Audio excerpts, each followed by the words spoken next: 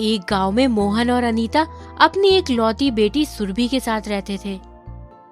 सुरभि के माता पिता को हर वक्त उसकी शादी की चिंता लगी रहती थी। यूं तो सुरभि की शादी के लिए बहुत से रिश्ते आते थे, लेकिन सुरभि बहुत मोटी और सांवली थी, इसलिए कोई भी लड़का उसे पसंद नहीं करता था और हमेशा कोई न कोई बहाना बनाकर चला जाता था। अगर कोई लड़का सुरभि को पसंद भी कर लेता तो उसके घर वाले दहेज की मांग करते थे और दहेज न मिलने पर वो भी रिश्ता ठुकरा देते थे। इस बात से सुरभि बहुत दुखी हो जाती है।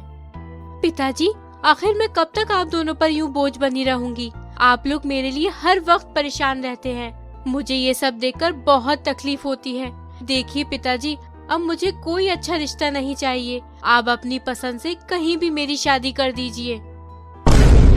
सुरभि बेटा, तुम ये कैसी बातें कर रही हो? अरे पगली, भला कोई बेटी अपने माता पिता पर बोझ हो सकती है क्या? तुम बिल्कुल भी फिक्र मत करो, कल तुम्हें लड़के वाले देखने आ रहे हैं। वो लोग बहुत अच्छे घर से हैं। मुझे पूरा यकीन है कि वो तुम्हें जरूर पसंद कर लेंगे। सुरभि के माँ बाप उसे तसल्ली देते हैं। फिर अगले दिन मनोज नाम का एक लड़का सुरभि को देखने आता है। अरे बेटा, तुम अकेले आए हो? तुम्हारे माँ बाप नहीं आए? जी, मेरे माँ बाप इस दुनिया में नहीं है। मैं अकेला ही रहता हूँ। देखिए, मुझे सुरभि पसंद है। मैं उससे शादी करने के लिए तैयार हूँ। और हाँ, आप दहेज की भी बिल्कुल फिक्र मत कीजिए। मुझे दहेज का कोई भी लालच नहीं है। मोहन को मनोज बहुत पसंद आता है, लेकिन उसका कोई परिवार न होने के कारण मोहन रिश्ते को मना कर देता है। लेकिन सुरभि मनोज से शादी के लिए राजी हो जाती है, इसलिए मजबूर होकर मोहन और अनीता को सुरभि की मनोज से शादी करनी ही पड़ती है। दोनों की शादी हो जाती है। शादी की रात सुरभि स्टेज पर बैठी मनोज का इंतजार कर रही होती है। तभी थोड़ी देर बाद एक शराबी अंदर आता है। सुरभि उसे देखकर घबरा जाती है। कौन हो तुम? यहाँ अंदर कैसे आ गए? मनोज जी कहाँ हैं? अरे जाने मन, तुम घबराती क्यों हो? अरे मैं मनोज का दोस्त हूँ। अब वो क्या है ना, मेरे दोस्त मनोज और मैंने बचपन से ही हर चीज मिल बांट के खाई है। फिर आज तो हमें इतनी बड़ी मछली हाथ लगी है। अरे उसे कैसे छोड़ दे? उस पर भी तो दोनों का हक बनता है ना। इसीलिए तुम्हारे साथ सबसे पहले सुहाग रात मैं मनाऊंगा। अरे उसके बाद ही मनोज की बारी आएगी। बदतमीज, ये क्या बेहुदा बातें कर रहे हो? रुको, मनोज जी को आने दो, मैं उन्हें सब बात बताऊंगी। तभी मनोज अंदर आता है।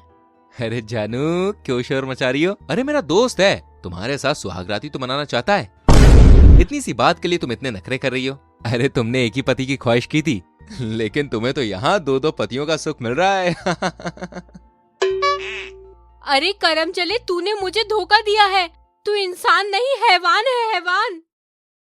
अरे पप्पू, देख क्या रहा है? जाकर अपनी सारी ख्वाहिश पूरी कर ले। तब तक मैं शराब की बोतल लेकर आता हूँ। मनोज बाहर चला जाता है। पप्पू सुरभि के पास जाता है। तभी सुरभि उसे धक्का मारकर दूर गिरा देती है और वहाँ से भाग जाती है। थोड़ी दूर भागकर सुरभि को सामने एक कुआं दिखता है। सुरभि सोचती है, हे भगवान, मैं किन दरिंदों के बीच फंस गई। अब अगर मैं घर गई तो अपने माँ बाप को क्या मुंह दिखाऊंगी।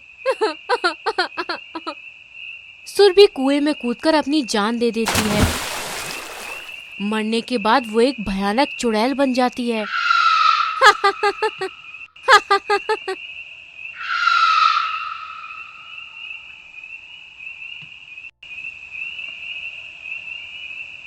इधर दूसरी तरफ पप्पू और मनोज अपने घर पर बैठे शराब पी रहे होते हैं।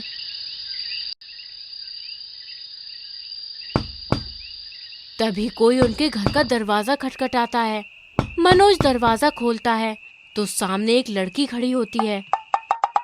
जी, मेरा नाम नीलम है। मैं रास्ता भटक गई हूँ। क्या मैं आज रात यहाँ रुक सकती हूँ? सुबह होते ही मैं चली जाऊंगी। हाँ हाँ, क्यों नहीं, अंदर आइए। आप जब तक चाहें यहाँ रुक सकती हैं। अरे आप तो बहुत थकी हुई लग रही हैं। आप ऐसा कीजिए, आप अंदर कमरे में जाकर आराम कर लीजिए। मनोज नीलम को दूसरे कमरे में ले जाता है। अरे देखा पप्पू, वो कमबख्त सुरभि तो भाग गई, लेकिन ये हूर की परी नीलम हमारे लिए आई है। चलो चलकर अपनी ख्वाहिश पूरी कर लेते हैं। दोनों अंदर जाते हैं। नीलम बिस्तर पर बैठी होती है। अरे नीलम जी, आप तो बहुत ही सुंदर है। आपको पहली बार देखते ही ना हमें आपसे प्यार हो गया था। क्या आप मुझसे शादी करेंगी? अरे मनोज जी, मुझे पता है आप दोनों यहाँ अपनी ख्वाहिश पूरी करने आए हैं ना, तो फिर उसके लिए शादी करने की क्या जरूरत है। अरे मैं बिना शादी किए ही आप दोनों की सारी ख्वाहिश पूरी कर दूंगी। अब देखिए, देर मत कीजिए और जल्दी से मेरे पास आ जाइए। अरे वाह पप्पू भाई, ये नीलम तो बड़ी तेज निकली। मनोज और पप्पू नीलम के पास जाते हैं। तभी कमरे में भयानक आवाजें आने लगती हैं। दोनों घबरा जाते हैं। तभी नीलम एक चुड़ैल में बदल जाती है।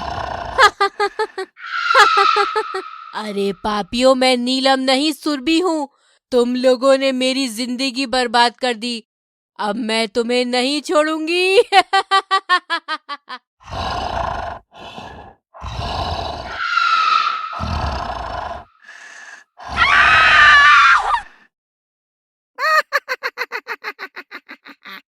चुड़ैल मनोज और पप्पू को मार देती है और उसकी आत्मा को शांति मिल जाती है।